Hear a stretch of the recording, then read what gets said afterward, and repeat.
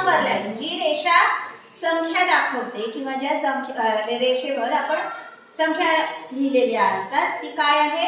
संख्या रेषा. त्याच्यामध्ये तुम्हाला 3 भाग माहिती आहेत. पहिला म्हणजे शून्य. शून्याच्या उजवीकडे धन पूर्णांक संख्या, डावीकडे ऋण पूर्णांक संख्या. बरोबर? शून्याच्या उजवीकडच्या पॉझिटिव्ह नंबर्स आणि इकडे निगेटिव्ह किंवा integers. Positive integers, negative integers. ठीक आहे, इथपर्यंत तुम्हाला सगळ्यांना माहिती आहे. आता बघू आपण याच्यावर वेगवेगळे पॉइंट, बिंदू कसे दाखवायचे. आता समजा इथे तुम्हाला काही बिंदू दाखवायचे. ए बिंदू आहे समजा 2/3. बी बिंदू आहे समजा 5/3. सी बिंदू आहे ऋण 4/3. ठीक आहे, हे बिंदू तुम्हाला ह्या संख्या रेषेवर दाखवायचे आहे. ठीक आहे, आता हे बिंदू 2/3 आहे. म्हणजे या एकाचे आपल्याला किती भाग करावे लागतील? 3. छेद किती आहे आपला? 3. म्हणजे एका पूर्णचे आपल्याला किती भाग करायचे? 3 भाग करायचे. आलं लक्षात? समजलं इथपर्यंत? या सगळ्याचे आपण किती भाग करायचे? 3. आपल्याला जे दाखवायचं आहे ते बघू आपण. ठीक आहे, आता पहिला कोणता आहे? ए पॉइंट किती दिलेला आहे? 2/3. आता सांगा कुठे येईल हा? कुठे येईल? हे आहे शून्यापासूनचे अंतर. याचे परत आपण छोटे छोटे तुकडे केले तर आता हा एक, हा दुसरा तुकडा, हा तिसरा तुकडा, हा चौथा तुकडा, 5वा, 6वा, 7वा, 8वा, 9वा असे तुकडे पडत जातील. ठीक आहे, आपल्याला दाखवायचं आहे 2/3. शून्यापासून दुसरा तुकडा कुठे येईल? ह्या पॉइंटवर येईल आणि हा झाला आपला ए. बरोबर का? समजलं का? काय आहे? ए म्हणजे 2/3. एकाचे 3 भाग केलेले आहेत आपण एका पूर्णाचे, म्हणून छेद काय येईल आपला? 3 असेल. म्हणजे 3 छेद दिलेला आहे म्हणून आपण एकाचे किती तुकडे केले? 3 भाग केले. हो ना? आणि त्याच्यापैकी घेतले किती आहे? 2. म्हणून हा जो आहे बिंदू हा काय आहे? 2/3. ठीक आहे, आता समजा 5/3 दाखवायचा आहे आपल्याला. काय दाखवायचं आहे? 5/3 दाखवायचा. मोजा इथून 1 2 3 4 5. बरोबर आहे?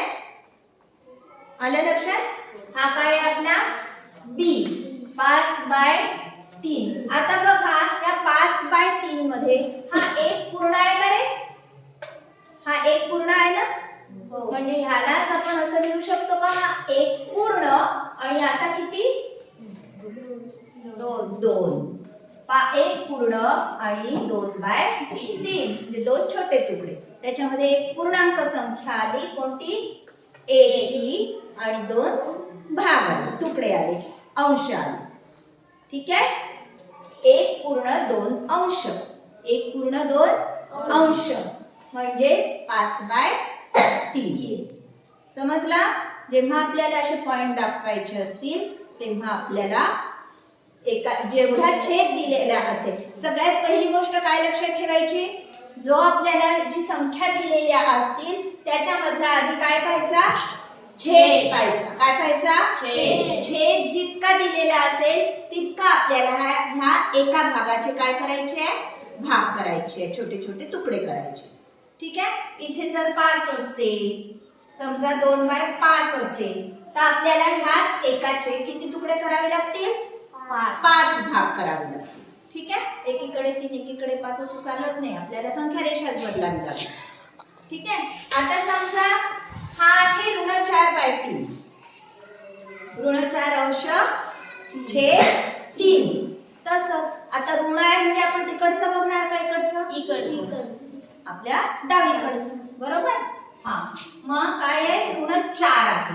1 2 3 4. हा येईल सी. बरोबर का? आता ह्या सुकाला काय लिहिणार आपण? √4/3. आता ह्याच्यामध्ये सुद्धा एक पूर्ण आहे. हो. एक पूर्ण म्हणजे हेच आपण असं सुद्धा लिहू शकतो, एक पूर्ण आणि एक अंश. समजलं? एक पूर्ण आणि एक अंश. ठीक आहे, समजलं. आता संख्या रेषेवर जर असे बिंदू दिलेले असतील, परिमेय संख्या दाखवायच्या असतील तर त्या कशा दाखवायच्या समजलं? हो. जर छेदामध्ये जितकं लिहिलेलं असेल तितक्या ह्या एकेका भागाचे आपल्याला काय करायचे, छोटे छोटे तुकडे करायचे आहे, तेवढे भाग करायचे आहे. आलं लक्षात? आता हे झालं बिंदू दाखवणं. याच्या पुढे जाऊन आपल्याला असं विचारतात की ए आणि सी मधलं अंतर किती? काय विचारतात? ए आणि सी मधलं अंतर किती? त्याच्यासाठी आपल्याला असंच करावं लागेल. तुम्हाला समजा विचारलेलं आहे ए बरोबर 2/3 आणि सी बरोबर आधी त्या दोन मधलं पाहू आणि बी बरोबर 5/3. म्हणजे ए आणि बी मधलं अंतर किती? किती सांगा बरं? 1 2 3 3/3 बरोबर. 3/3 म्हणजेच काय? हा 3चा आपला एक पूर्ण आहे बरोबर. म्हणजे ह्याच्यातलं अंतर किती? पूर्ण 1. आलं लक्षात? सरळ सरळ काय केलं आपण? 5/3 हा जो बिंदू आहे आपला बी, त्याच्यामधून हा काय केला? वजा केला. केला का वजा? 5/3 मधून 2/3 वजा केलं तर आपल्याला काय उत्तर मिळालं? 3/3. छेद जसाच्या तसा, अंशाची वजा बाकी. समजला? आणि आपले येतच आहे उत्तर किती? सरळ सरळ 3/3 म्हणजेच पूर्ण 1. ठीक आहे, समजला? आता ए आणि सी मधलं अंतर पाहू. ए आणि सी मधलं ए काय आहे? 2/3 वजा काय करू आपण? √4. ठीक आहे, चला मोजा अंतर किती आहे? 1 2 3 4 5 6.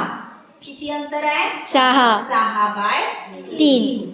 बघा 6/3 म्हणजेच परत पूर्ण 2. बघा 1 2 3 हा एक पूर्ण झाला, परत हा एक पूर्ण. म्हणजे ह्या दोन मधलं अंतर किती आहे? 2. 2 लिहू शकता किंवा 6/3 पण लिहू शकता. काय मोजायचे? हे मधले तुकडे मोजायचे. ठीक आहे, तुकडे मोजले की मग मात्र आपल्याला तुकडे जर लिहायचे असतील तर छेद लिहावाच लागेल, पण नाही तर पूर्ण एक एक भागही तुम्ही मोजू शकता. ठीक आहे, पण जेव्हा असे दोन बिंदूंमधलं अंतर विचारलेलं असेल तेव्हा आधी तुम्हाला काय करावं लागेल? आधी ते बिंदू तुम्हाला संख्या रेषेवर दाखवता आले पाहिजे.